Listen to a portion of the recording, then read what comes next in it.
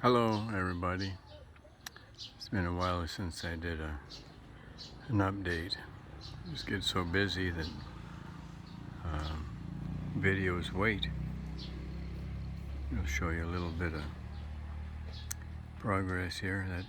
All that tarp is the ingenuity of Dante. They cover themselves up pretty well here just because of the heat. And gets really hot, especially on the concrete. So what we've done here is I made forms to drop in the metalwork, and we've got all our trusses made. I'm happy about that. There they are. Decided to go just with 4-foot center, and being that our roof is going to be tin metal, 0.6 thickness. If it was anything heavy, I'd obviously go to 2-foot center. But I just changed my mind, so this is good. What we're going to do though is we're going to have cross members flush out. We have to do a lot of cutting every 2 foot. Of course, every 2 foot we're going to have a C purlin on top of that, and that's 2x3, and it's going to be plenty strong to walk around on. So the cross members under the purlins will help. And of course, same applies to the bottom of the truss for the ceiling. I'm going to go every 2 foot with the same cross members, flush with the bottom of the truss. Again, everything flush. That'll make for easy ceiling application. These are ladders I made for the first 2 or 4 corners. One will go against each other, and I'll screw them together. Run out of screws a couple times. Can't buy them around here, would you believe it? All these guys around here sell metal. Big department stores, they don't have screws. That's amazing. So what I have to resort to is some of these, which I hate. They stick up a little bit, but it's not a big issue. But what I like is the pan head. Of course, they're all self-drilling. Well, these are only 5/8 of an inch. But these are the corners. And I'm going to have some pieces between headers, which we set up for this morning. Here's our first one. It's a long one. Of course, you're going to have cross members in that one too. But it's really strong stuff. I didn't realize the cross membering would make such a difference, but it makes it really strong. And for the corners, I didn't double screw the cross pieces, but since then I'm screwing everything because it's going to be holding a lot of weight, and I don't want any movement whatsoever.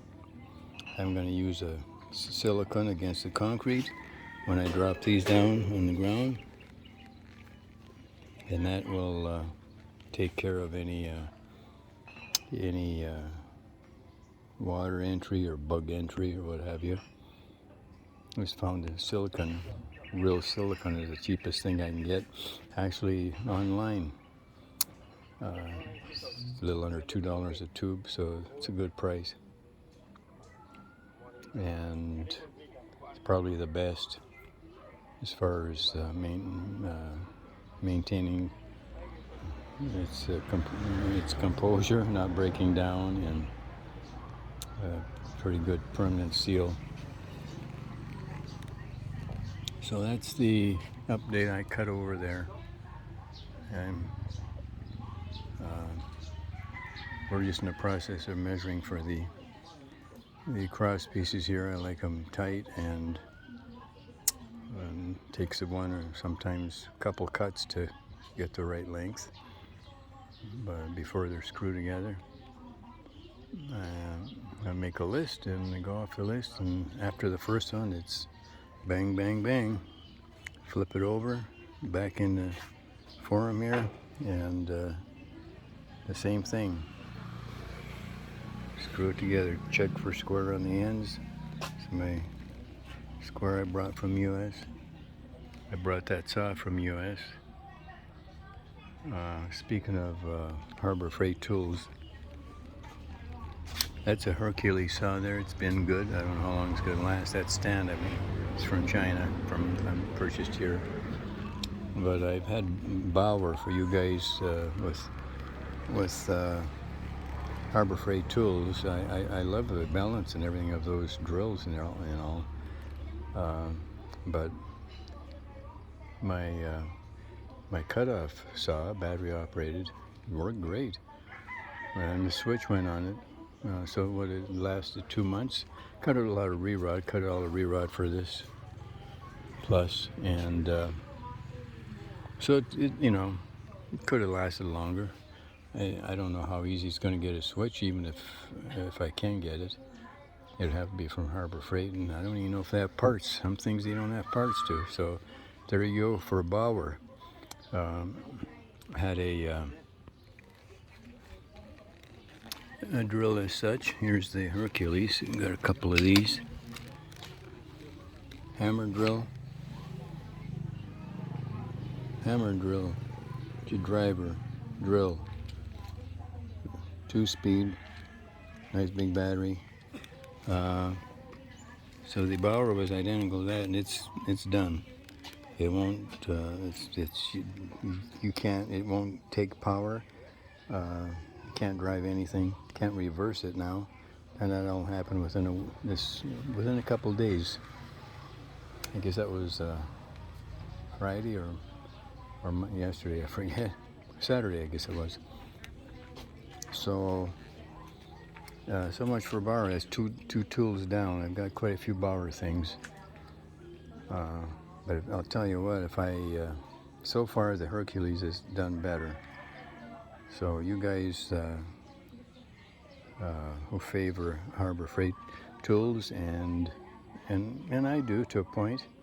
Obviously everything's from Harbor Freight. I've got a little compressor, a Bauer compressor, battery operated, and I started driving these with a blind rivet air gun. It's fast, but what's slow about it is drilling. You need somebody to pre-drill for you. So as one guy's drilling, you know, the other can. But here's the other problem: is just maintaining score while you're drilling. So there's a pause there before I start riveting. So it's a slow process. So that's why I'm using those screws. I can pop those screws in faster than they can line it up for me, or just as fast. So, and they bite good. You set the clutch properly on the drill, and it'll be fine. Anyhow, that's the update. So we got our uprights over there, the 8-footers, or rather the 10-footers,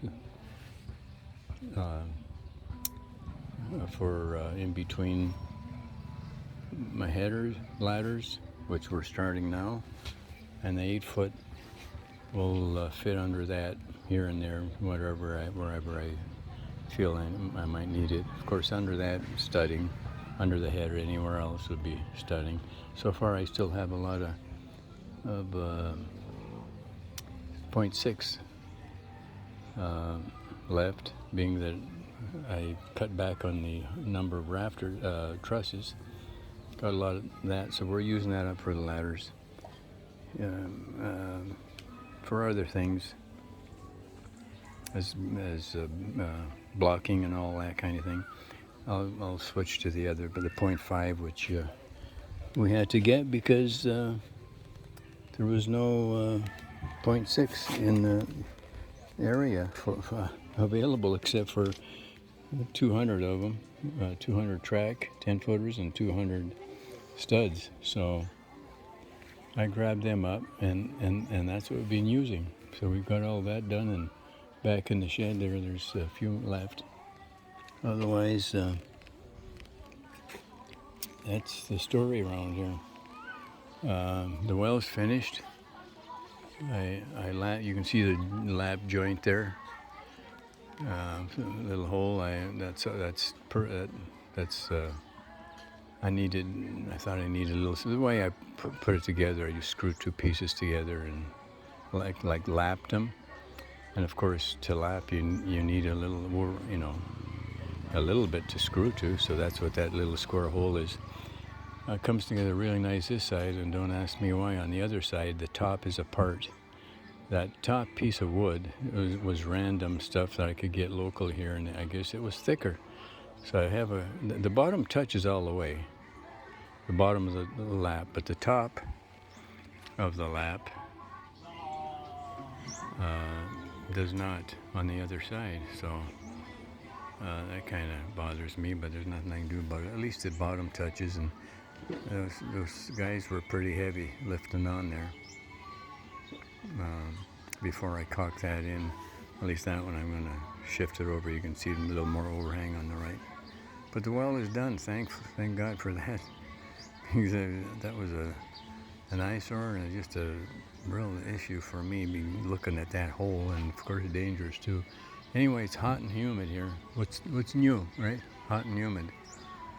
So I've rambled, and I'm going to cut it for now.